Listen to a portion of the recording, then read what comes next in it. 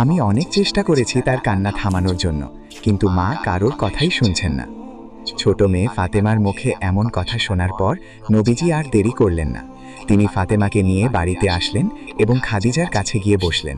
তারপর খাদিজাকে জিজ্ঞাসা করলেন, হে খাদিজা, কি হয়েছে? তুমি কাঁদছো কেন?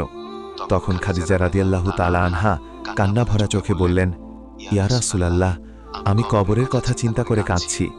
তখন নবীজি সাল্লাল্লাহু আলাইহি ওয়াসাল্লাম বললেন, হে খাদিজা, তুমি চিন্তা করো না, আল্লাহ রাব্বুল আলামিন তোমাকে নিজেই সালাম দিয়েছেন।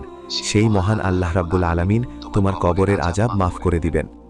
নবীজি সাল্লাল্লাহু আলাইহি ওয়াসাল্লামের এমন সান্ত্বনা দিয়ে খাদিজার কান্না থামানোর চেষ্টা করলেন।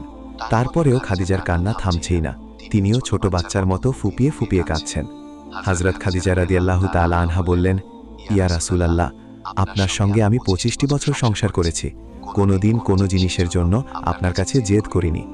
আপনি যা দিয়ে